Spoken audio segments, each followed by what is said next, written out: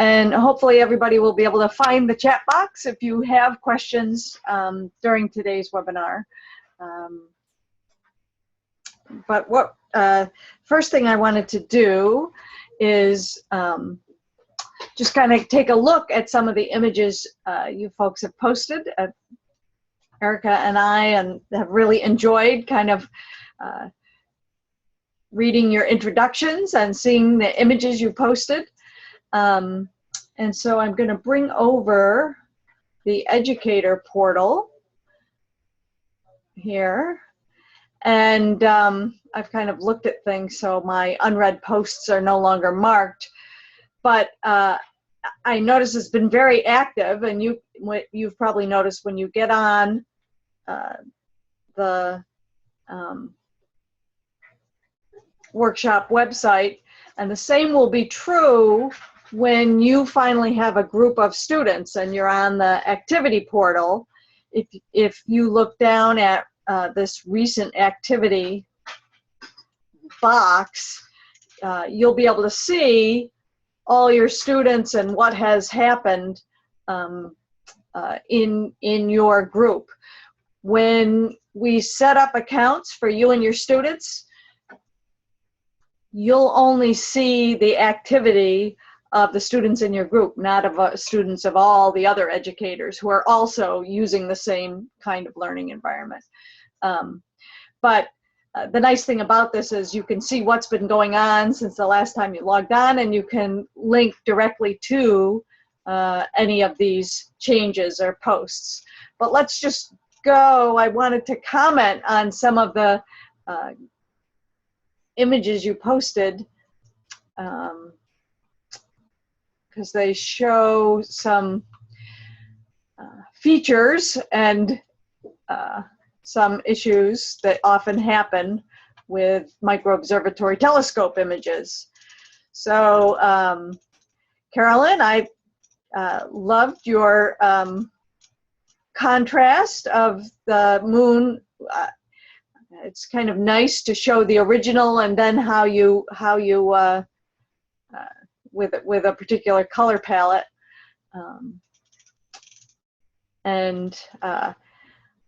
you can see that the galaxy that you have, there's a few things I just want to note in the image, and things that you'll notice quite frequently too. You can see there's a lot of specks, little tiny 1-pixel specks in the image, and that's something we call image noise. And I'm going to show you today that there's one of the particular image filters actually can reduce some of that for you. You'll also notice many of the bright stars in this image have this little streak off to the right, and that is actually an electronics issue in the digital detector. It's when the charge, the electric charge that's collected in each pixel of the detector, the more photons that hit that pixel, the more electric charge builds up in it. And if a star is really bright, sometimes you have you have one of two effects. One is you'll see a spike going down if it's overexposed, and the other issue is this little spike going to the right, which is a readout issue. It's in the electronics of the detector. So I just wanted to comment on those things, because a lot of times students will think it's a comet or something like that, a bunch of comets all going in the same direction, but it's actually an artifact of the instrument of the digital detector. I don't think William's online, but he actually got a great image of Jupiter. He says it's just Jupiter. It looks like a comet, and again, because it's got that readout streak to the right. But he's got three really nice, three of the moons of Jupiter showed up, and so that's kind of nice. Chris, I see your images have some of these right readouts, but you have the irregular galaxy there. Looks great. I want your Crab Nebula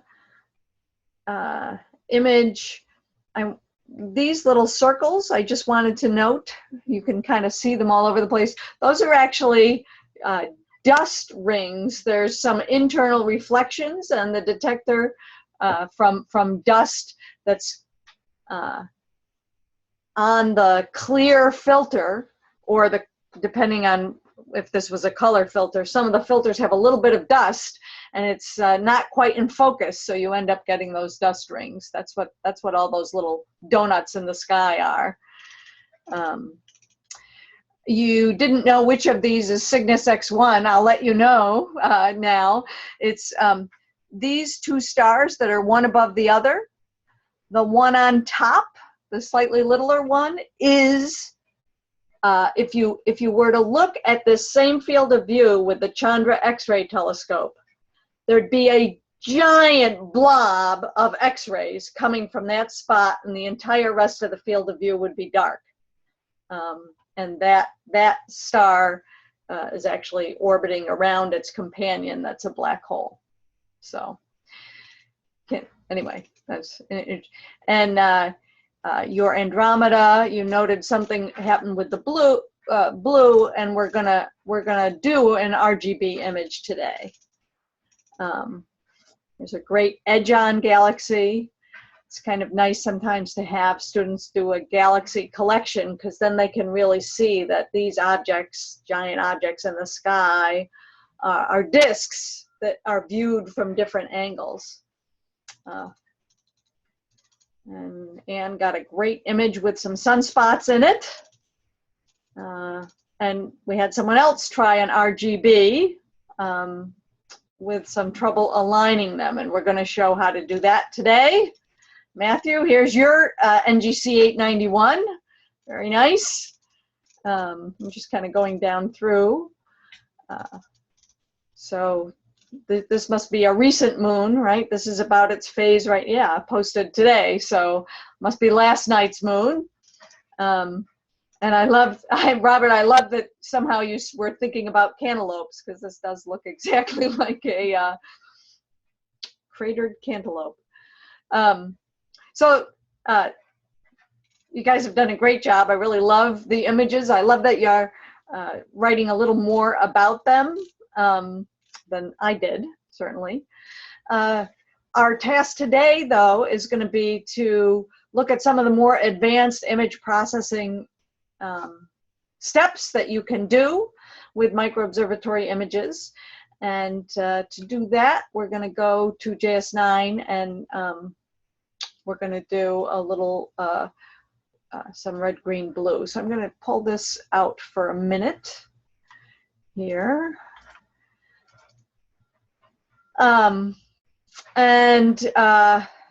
wanted to note that all your work doing your own astrophotography on the portal, is this under Joe DePasquale's scientist, this video? I believe so. Yeah, so so being an astrophotographer,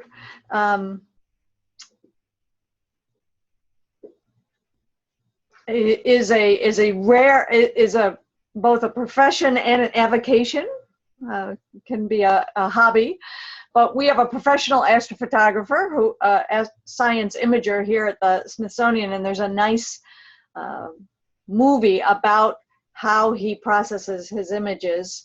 His name's Joe DePasquale, and he's one of the scientists in the Experts and Scientists book that's on the portal, on the youth activity portal. And so I wanted to just call your attention to that film. Okay, so I guess what we're gonna do today actually is use the images that come from the filter wheel, the red, green, and blue images, to make a true color. Most of the images we just looked on that you guys had posted were false color or computer colorized using all the different color palettes. And actually, we just added a couple of extras today, so you might look and you'll find a couple of extra new false color palettes. So since the detector cannot see in color, each element, each pixel, each picture element on the detector only can detect how much light is falling on it. It doesn't know whether that light is blue, red, or green. So in order to make some observations about the actual colors of objects in the sky, we have to use our knowledge of light and our and colored filters in order to recreate a true color image from three images taken through the red, green, and blue filter of a telescope. Here are three images of Orion taken through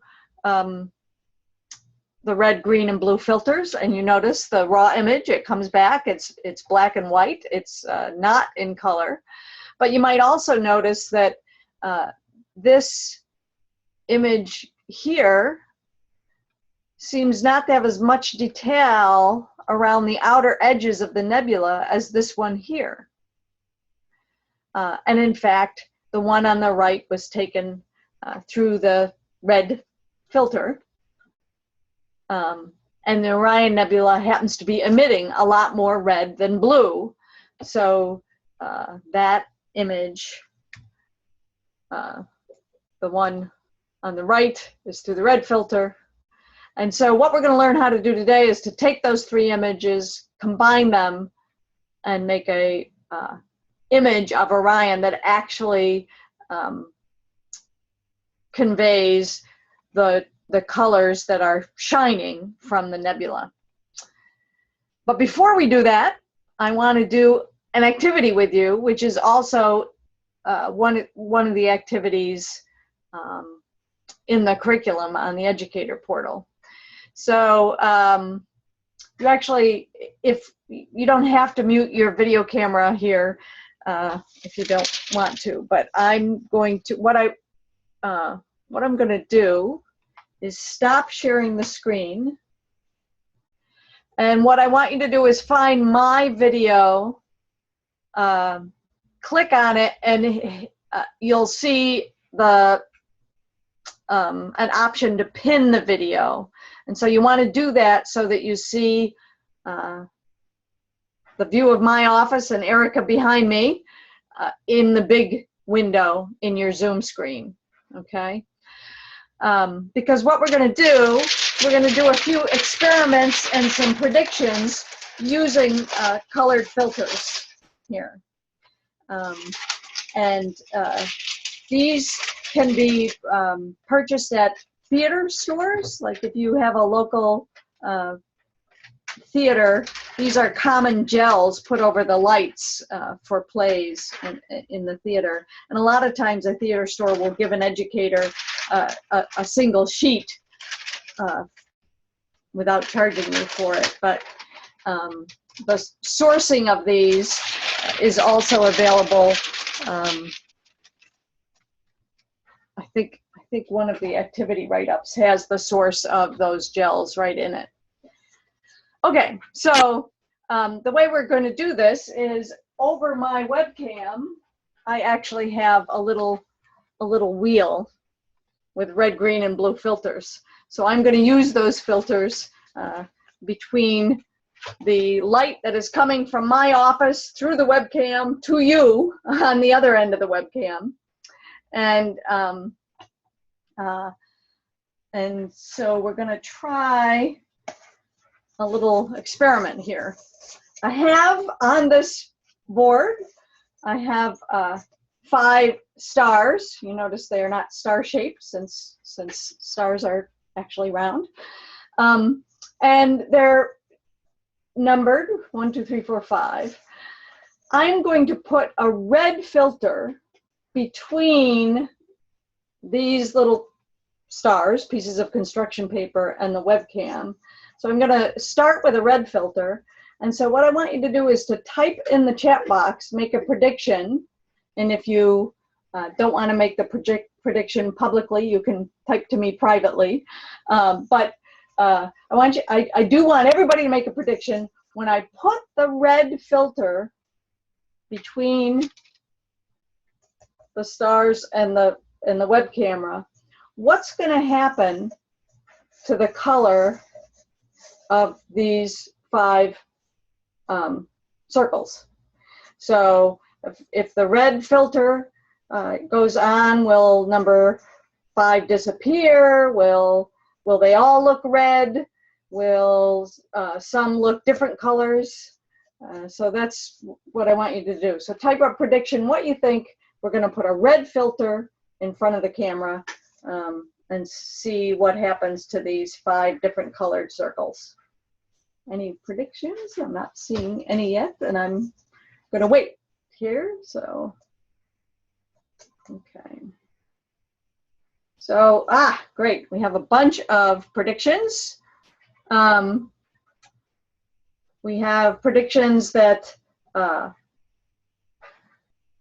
5 will stay visible and 1 to 4 will disappear. We have a prediction that 1 and 3 will go dark.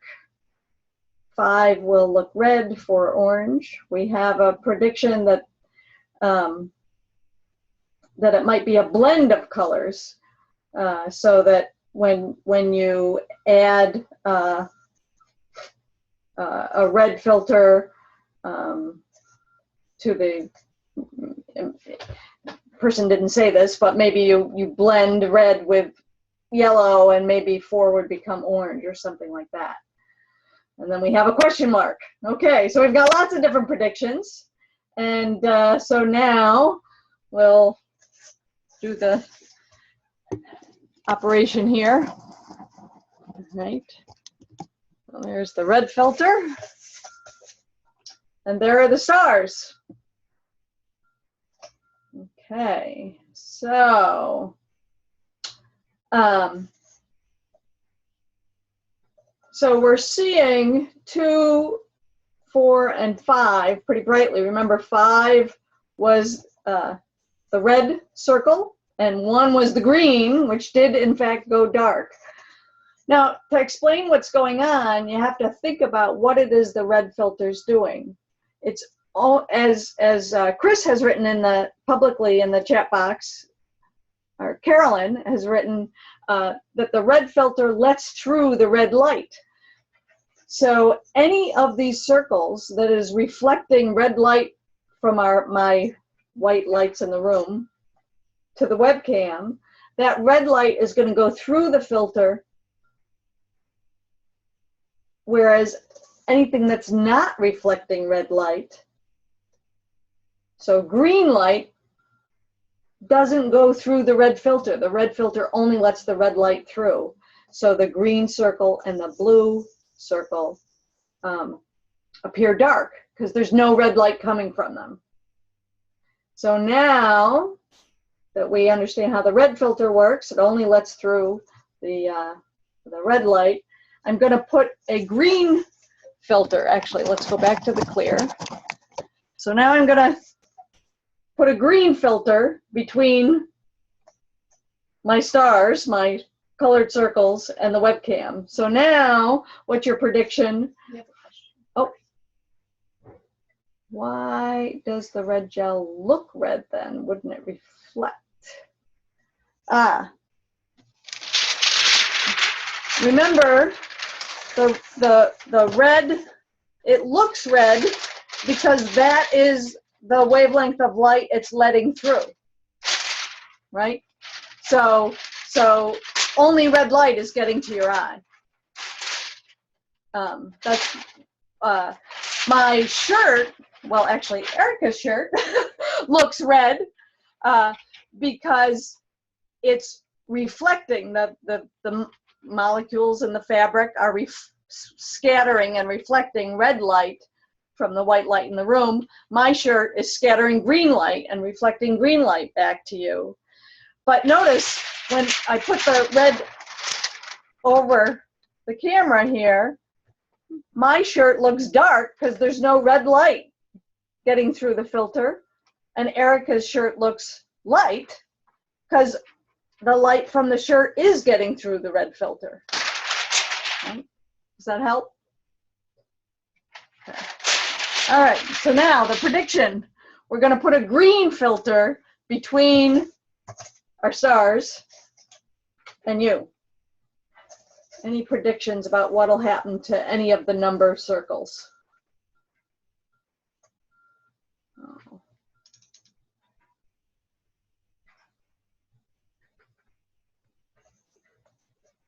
Okay.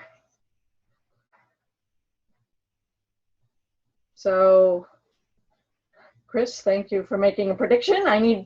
We'll have some from other folks.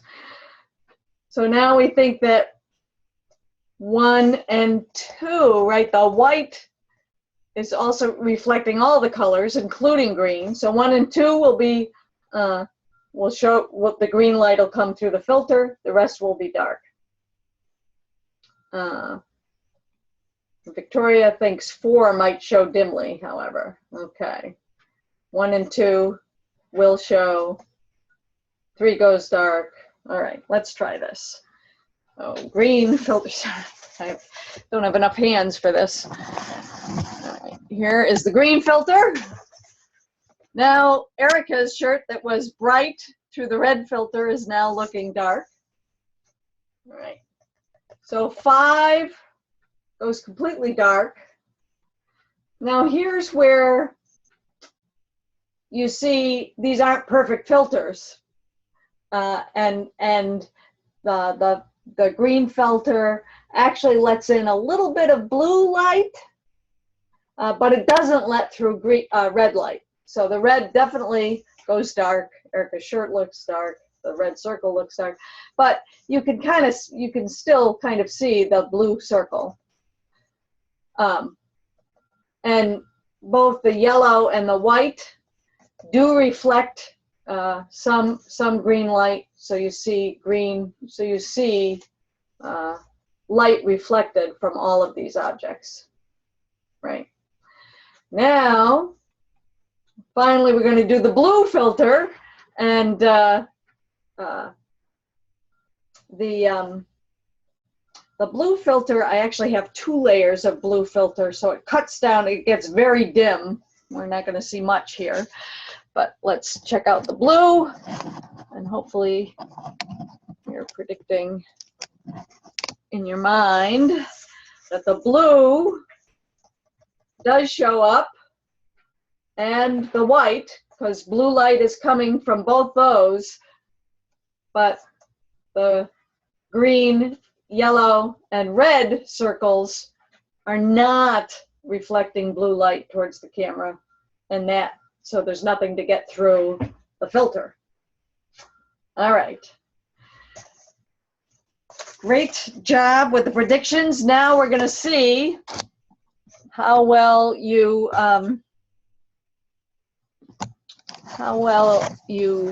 figured this out, because now we're going to go the other way, and I'm going to show you some mystery alien trees here.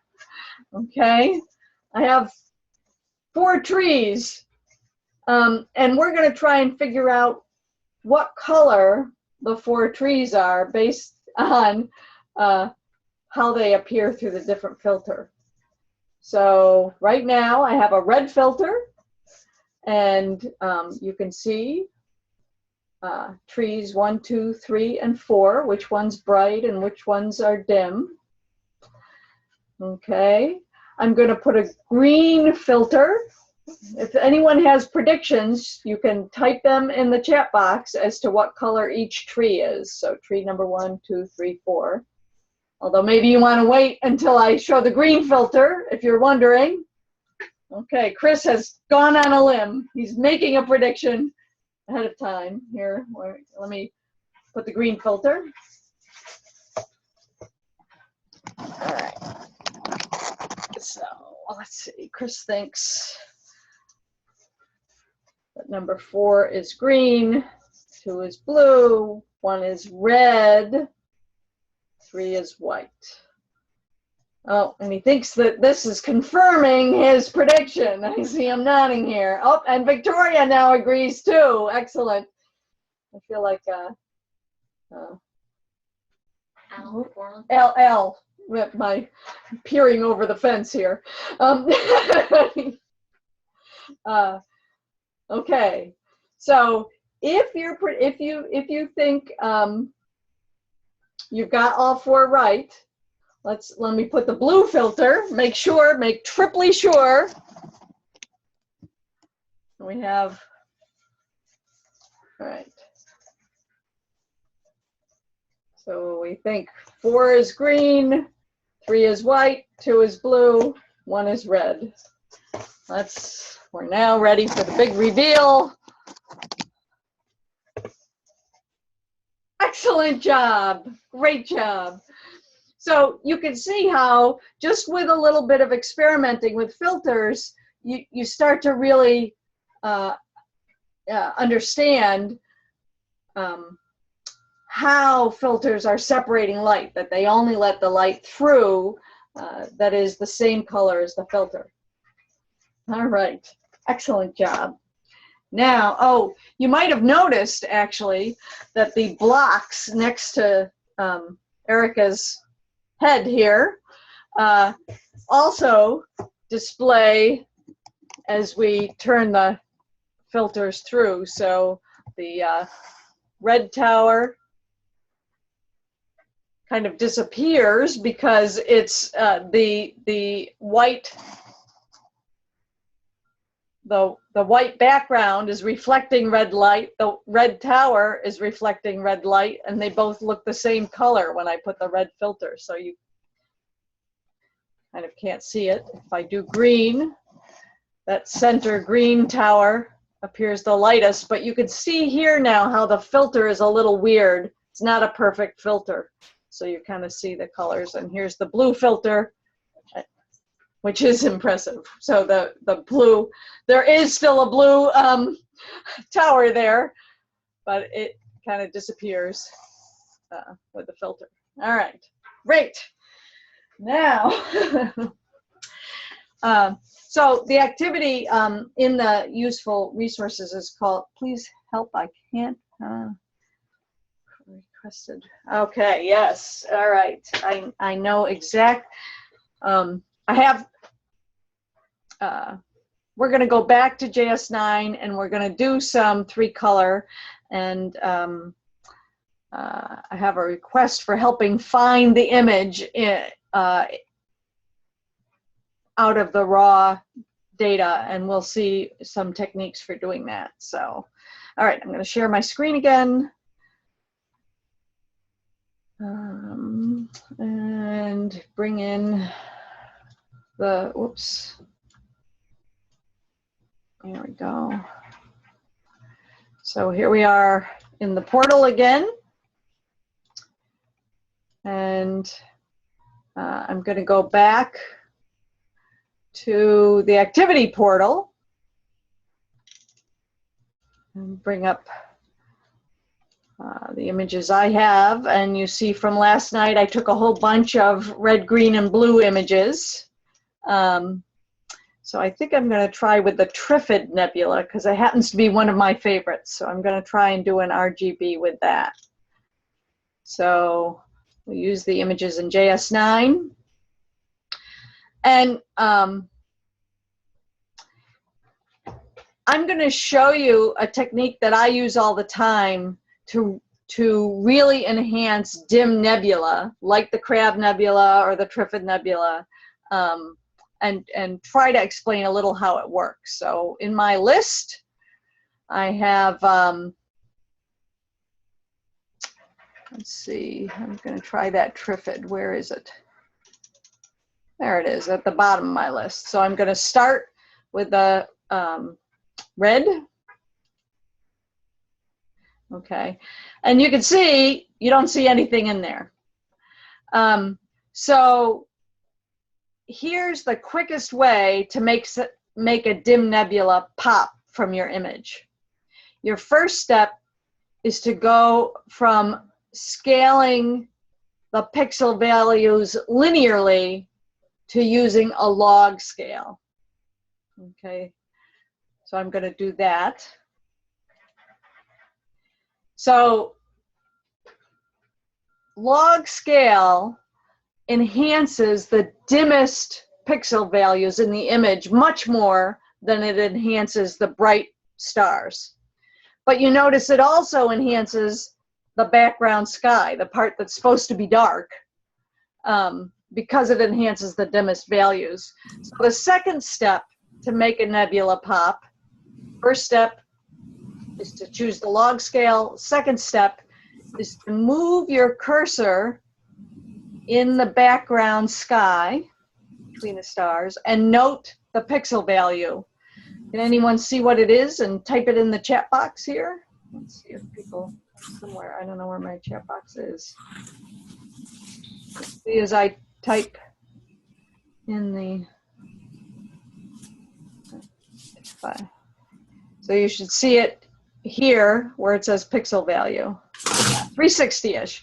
So what you want to do is highlight the low brightness limit and type in exactly that value of the background sky. So let's type in 360 and hit return. I'm hitting return now.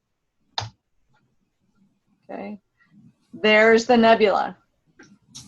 So I was just asked, so Victoria, that's the same technique to find the crab or any other dim nebula in an image.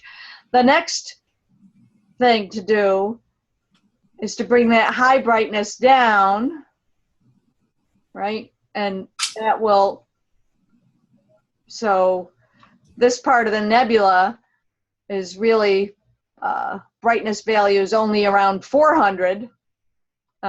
So it's barely brighter than the background sky.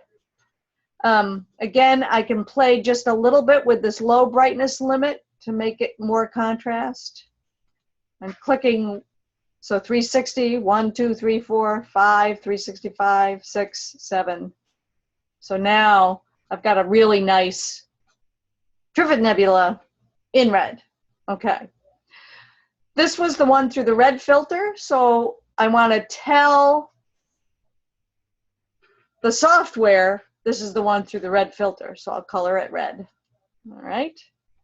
Now I'm going to go open my Trifid nebula through the blue filter. All right. Again, well, that doesn't look like much. There's nothing there. So the steps are log rather than linear. Find the value. It's about 329. Type in 329. Hit enter. It's starting to appear there. I can see it. You probably can barely see it. Bring down the high brightness. There it is. So there it is in blue. I've still got some stuff oh, okay, so bring it out as much as you can and let the software know that's the blue image. All right. Now, we just saw Frank. By the way, if you haven't met Frank, that's him in the background, our telescope engineer. We have a question here. Does it matter if the high and low brightness limits are the same for the three, the contrast, etc.? You can start out trying to make them the same. I will say our detector is actually less sensitive to blue than it is to the other colors. So sometimes I really try to use the image processing to over pump the blue a little bit.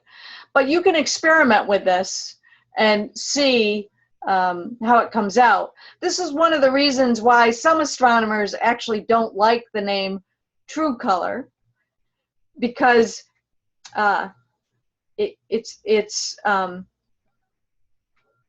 you can make choices as you process each of the respective images through the red, green, and blue filters that might make it a little more lavender than red, and so on.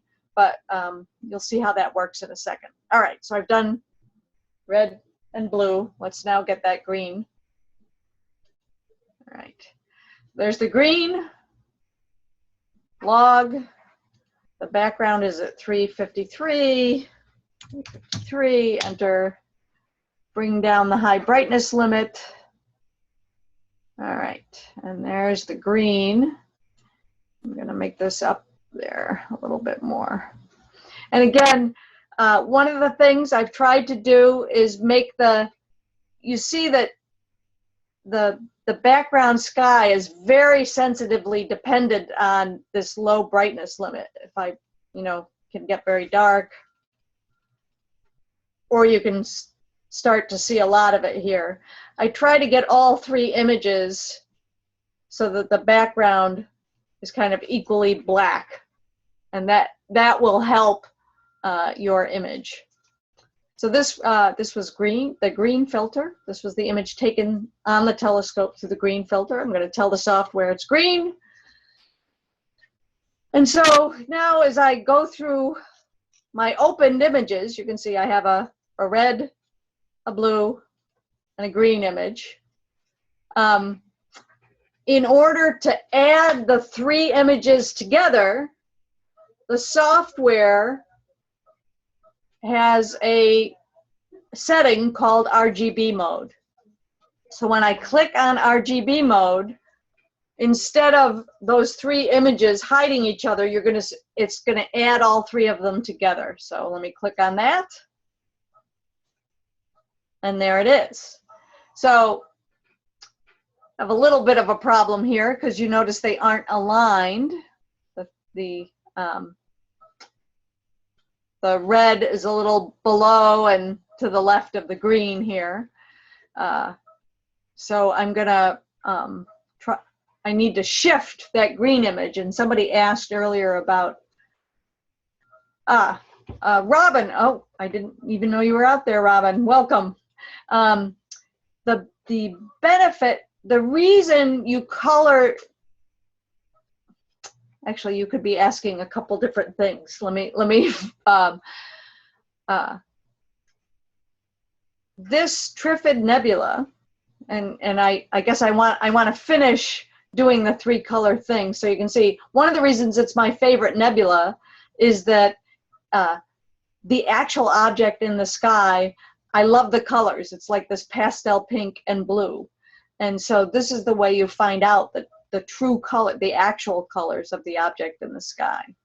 So problem is my green image is not aligned, so I'm going to use the shift tool to bring up this little shift image button. I'm going to put it over here, and when I click the down arrow, you can see the green shifting down, and now I'll click left, and there it is.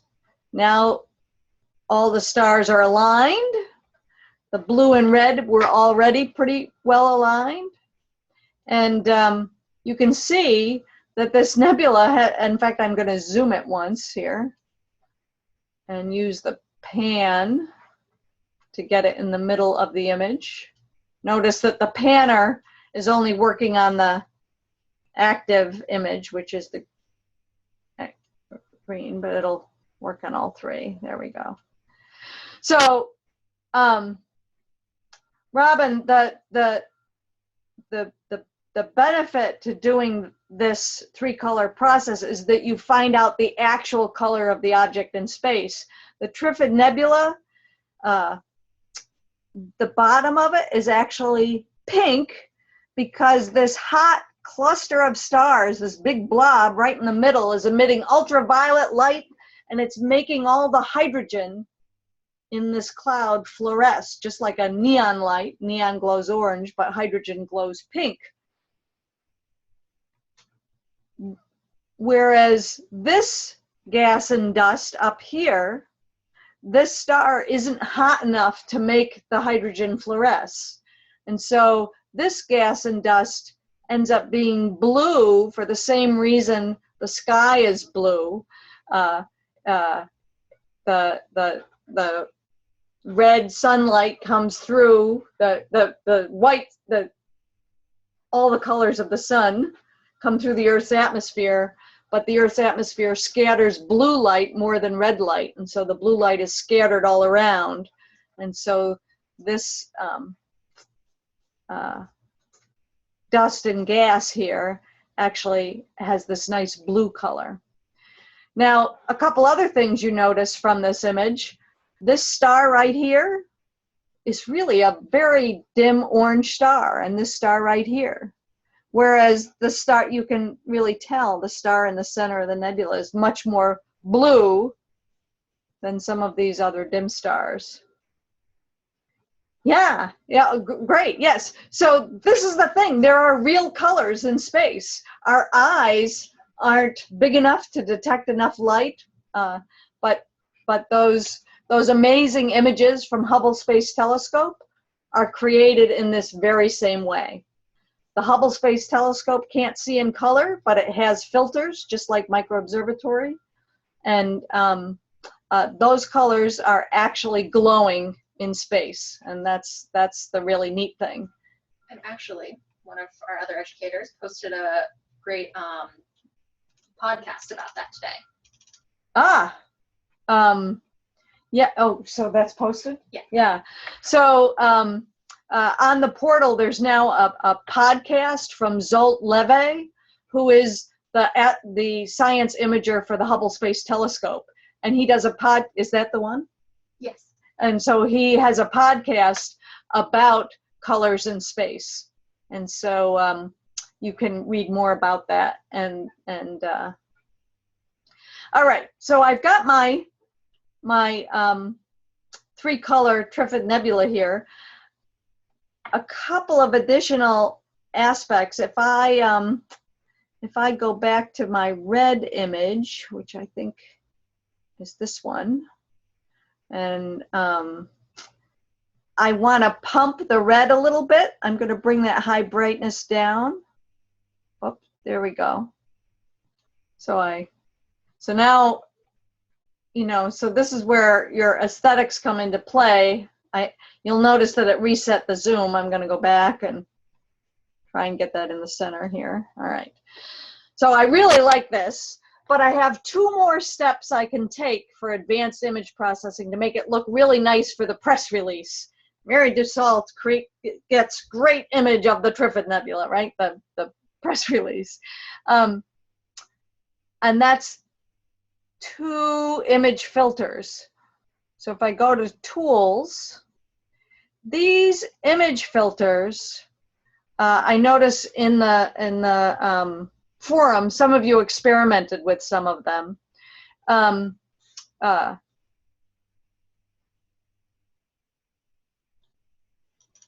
There's a reduce noise image filter, and take a good look at the image right now. Now I'm going to click reduce noise.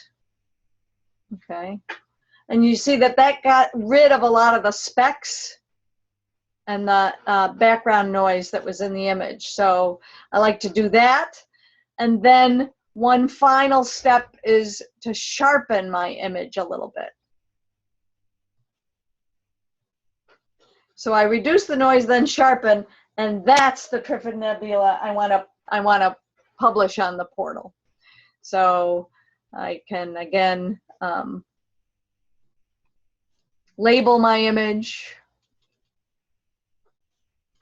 And I noticed some of you did that, but somebody reported that the label was disappearing on you, and I'm not quite sure. You have to hit apply right there in the lower left, and then close the label box. And it may be that you didn't hit apply. I'm not sure. But anyway, so there's a Trifid Nebula. And now I want to save this as a PNG file. And then what I'm going to do with this is create a wiki page with my image, because that's the next skill that we want to make sure you all have, is creating a wiki page, because your students, once they have portal accounts, will be able to create a wiki page. A new feature that Aladdin just installed today, which I'm really happy about. Instead of every image automatically calling itself js9.png, the images you process have the original file name plus a timestamp of exactly when you did this. So I'll save that. All right, so I'll open that image, and there it is, my Trifid Nebula image. Okay. Question about the Yeah. resolution. Is the resolution large enough to place on a t-shirt or banner? It's a really good question. So it might look a little pixely, you know, if I, so there's kind of a, I don't know if you see the additional pixels. Mm-hmm. I've just enlarged this in my screen. And again, I might have done some more, like I did sharpen. I used the sharpen tool, and this might have looked better at this resolution if I didn't do that, actually. Can I get rid of that? Reduce noise. There we go. So might have done better with just the reduced noise. But a t-shirt, it is a good size. Typically you can get, the resolution will hold, you'll get nice images up to about 11 by 17, but then they really start to really look pixely. Is it possible to save the image as a high resolution file? Well, so resolution is one of those things that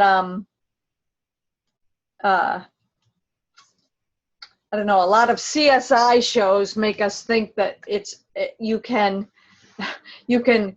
create a high resolution image out of an image that's not high resolution, and that's pretty hard to do. So unless you have very advanced post image processing skills with Photoshop or something like that, you can save. There's ways with Photoshop that you can turn it into a high resolution, but you're still going to get the appearance of pixels because the original file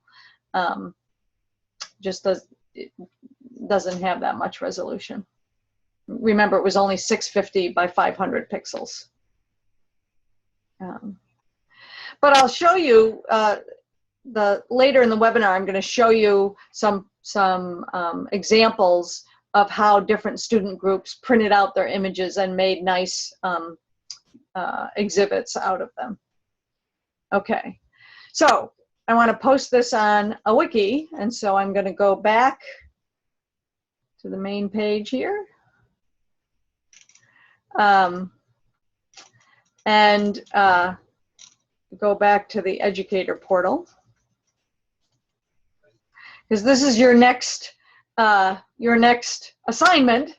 It's in your list here. This symbol that looks like a woven fabric is a wiki, and so on the share your processed image, we can see Victoria and Carolyn, thank you for already starting, and actually Celeste, you've figured out how to create your own wiki. That's great. But for those of you who haven't figured out, I'm going to go back and show you how to create one. So you want to hit Edit on the Educator Images page.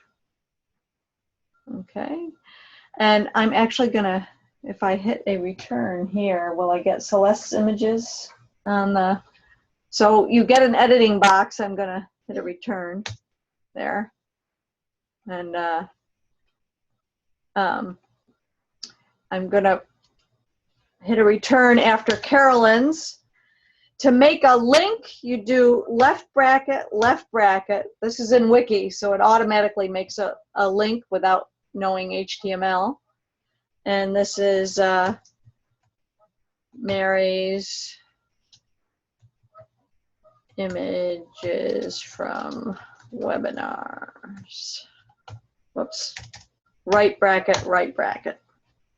So the first thing you're doing is editing the main page to add a link to what's going to be your wiki page. And you want to go and save that. And now you'll see in red a stub for my page. So when I click on that,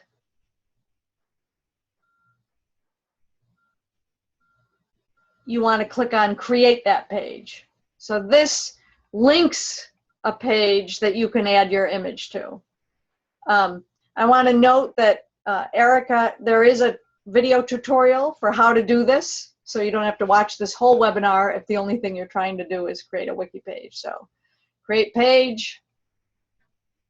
And again, this is just like posting to a forum. So I can say, this is my page of images. This is going to say RGB images created in webinar number 2.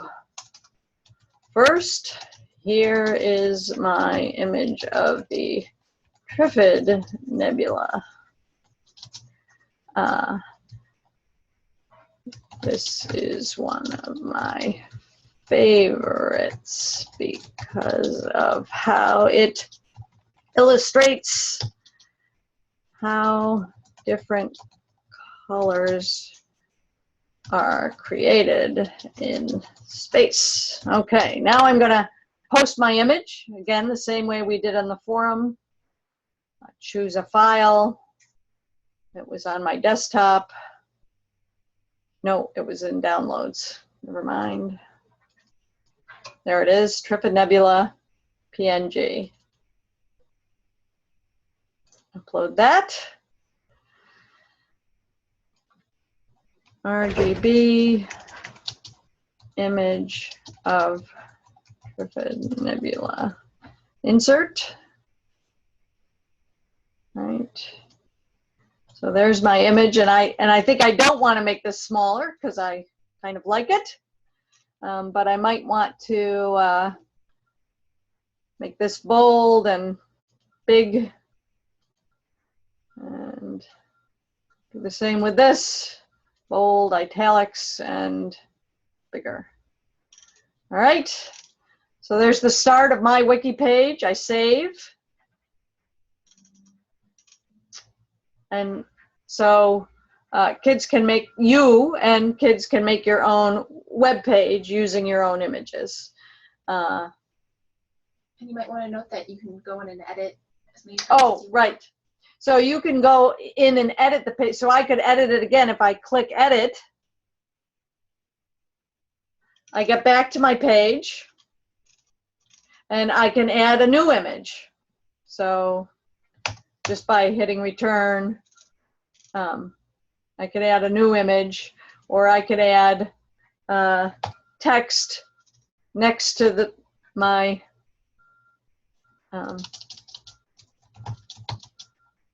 is this nebula shows pink, so there's hydrogen glowing pink in the cloud below, and dust and gas scattering blue, oops, that doesn't work, scattering blue light in the cloud above. And I'm going to have to work with my formatting a little, and hopefully you guys can experiment with that to make this text come out a little better, but there it is. So you can continue to edit your page. If I go back using the breadcrumb trail at the top, and I go to share processed images, oh, somebody's been posting right while we've been on here. This is great. So somebody else is also creating. This is Chris. Oh, Along. Chris, nice. Uh-oh, still testing things out. I want to note that this actually is an issue with the underlying open source Moodle software that we've found. And that is that sometimes when multiple people are posting images to a wiki at once, some people's images don't wind up there. So what Chris wants to do is edit his page and add it again. So one of the things you always want to do when you've created a wiki page is go look at it again to make sure your image linked up to the page. Actually, that might not show if you have local saving, so you want to go check the files list. Ah, Erica points out. In fact, one of the things you want,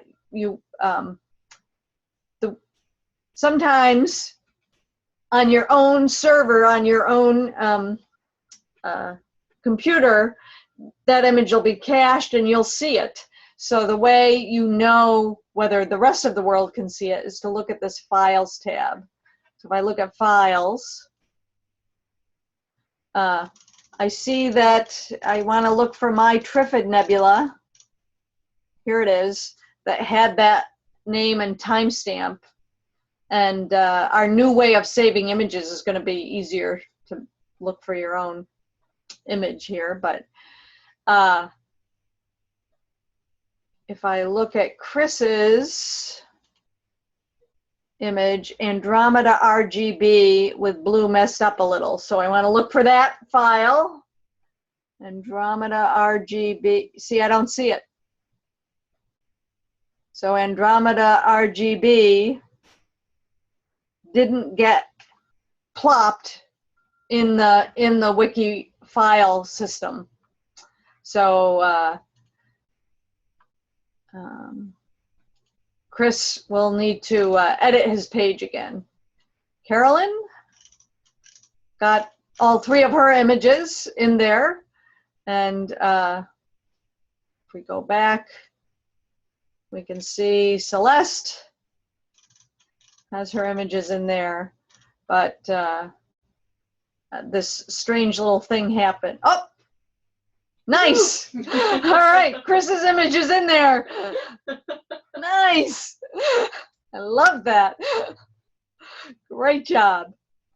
Okay, so I want to keep, nice job.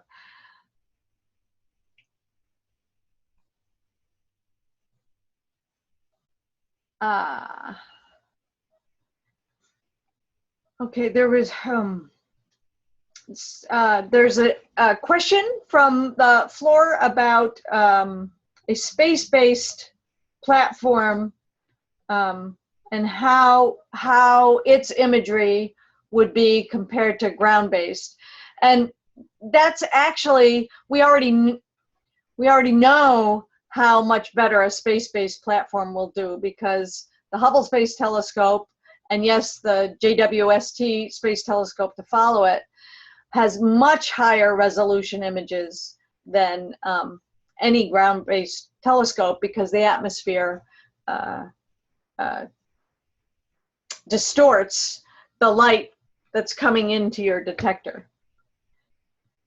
All right, I want to keep an eye on the time here, and we have a few more minutes in this webinar. I wanted to show you we've now seen how to create false color images, true color images, how to really enhance a nebula by using log scaling and checking out the background value. I now want to do an activity. I'm gonna, let's see. So let's called actually here's a example of a difference. This is a Hubble true color, same RGB filter of the Orion Nebula. And I think a couple of slides before I had, here's a micro-observatory image of the Orion Nebula. So again, the colors are very similar because it's the color of the nebula, right? It's But the resolution, you get much finer detail in the Hubble image than in the micro-observatory image. Okay.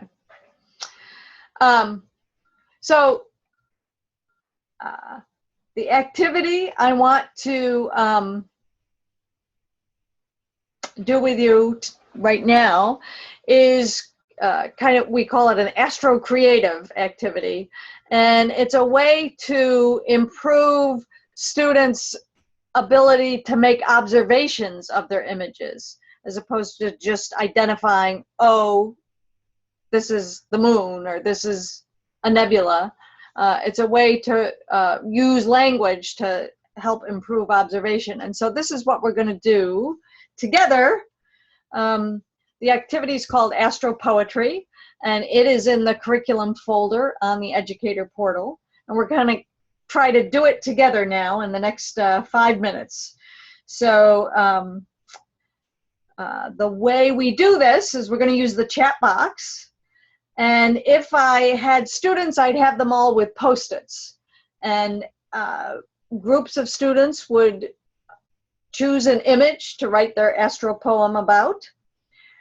And the, let's see, I want this. Okay. All right. So what I want you guys to do is type in the chat box single words, and we want to make sure to use adjectives, nouns, verbs, and adverbs that describe what you see in this image. So kind of look at the image, type in some words, and we'll see how this goes. All right. Nice, Robin. Explosive. All right. Do we have another? Angelic. Thank you. Angelic. Cloudy. All right. Anything else? Ethereal. Ethereal. All right. We've got a lot of adjectives. Let's try some verbs here. Majestic. Glowing from me. There we go. Glowing. Any more verbs out there? Shimmers. Fly. Oh, nice. Okay. Shimmers. Swirling. Oh, good. Undulating. Oh my goodness, I have to spell undulating. Undulating. Okay, yeah, good. Okay. We've got some verbs. We've got some adjectives. We need some nouns. So what are some nouns? As you observe this image, you might describe it as, okay, we definitely have star. Okay. I'm going to say wings. I feel like I see wings whenever I look at this. You know my go-to. What is your go-to? Octopus. Oh, octopus. Erica sees an octopus when she looks at the Orion Nebula. I'm not sure, but anyway, I see that you guys have run out of creativity. Come on now. How about an adverb? Billowing. Oh, excellent. There we go. Billowing. And how about an adverb for good measure? Something with a ly on the end. This also helps kids remember their parts of speech. Gently. Excellent. Certainly reminds me. Nice. Good. Yeah, it reminds me of my figures of speech. Oh, good. We have a few more adverbs here. Power. Powerfully. Okay. All right. Well, so now we have all these words generated from the image, and now the task is, if kids had them physically, they'd have them on index cards or Post-its, and the task is to create a poem from these words. So I need someone to suggest in the chat box a first line, maybe 3 or 4 of these words in a row that express a phrase about this image. Anyone want to type a phrase that's made up of these images? Let's see. We could start with, I don't know. Oh, wait, now I have to highlight them. I'll use this. Okay, so, oh, my goodness, undulating octopus with billowing wings. I love it. Undulating octopus. Billowing wings. And of course we can add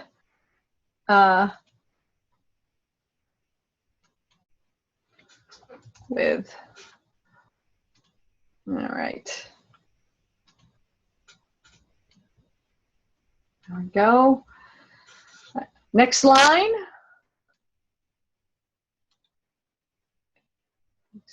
Explosive, swirling, and maybe I actually want to say cloud without the Y. Let's get rid of the Y. I don't know how to do that. Wait. Well, I can't do it. Oh my goodness! The majestic angel gently billows amongst shimmering clouds of stars. That is poetic. So that that is awesome. I can't quite arrange that at the moment, but we'll try and get, here we have the celestial shimmers. Yes.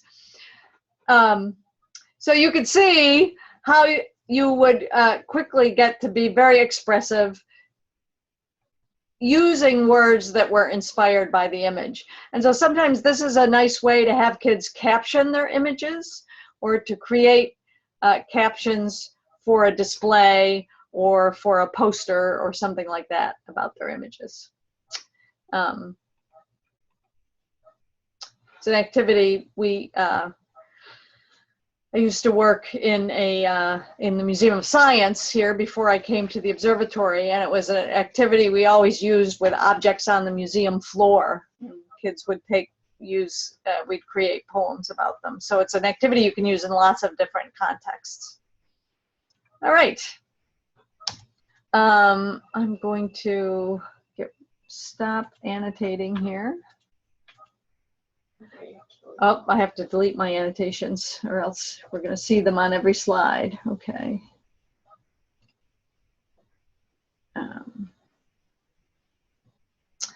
Actually, I think I want to go back. Oh, before I do this. Sorry.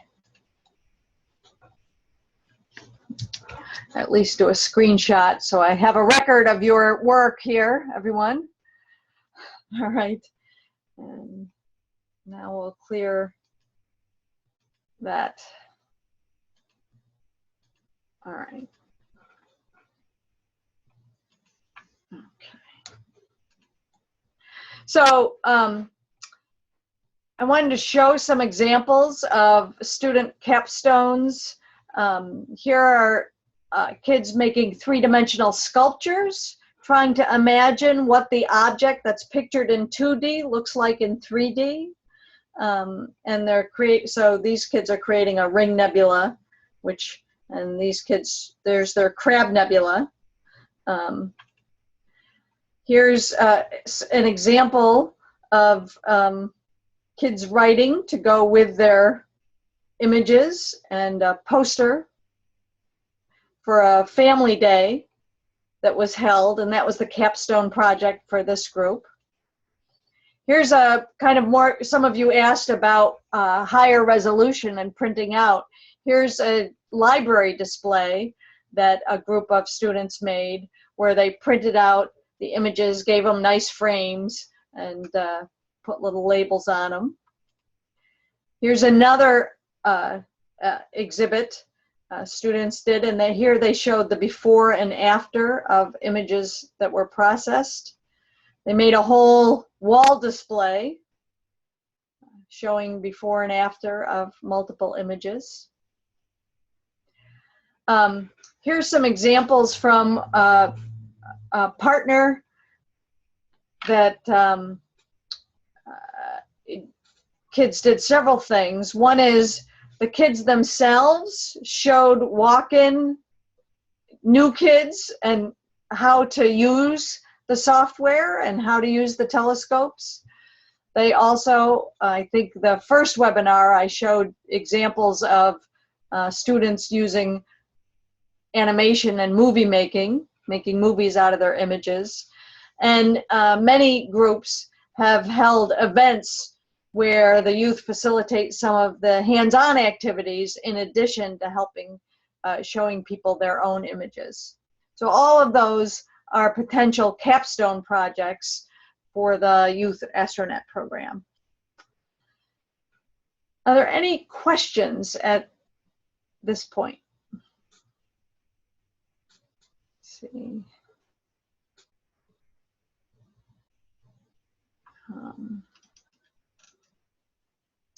All right.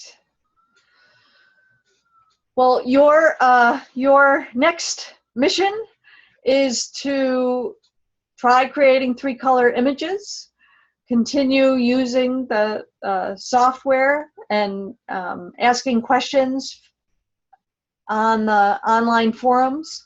Try to create a wiki page to share your images, and then you'll note that in the let me see if I get it here.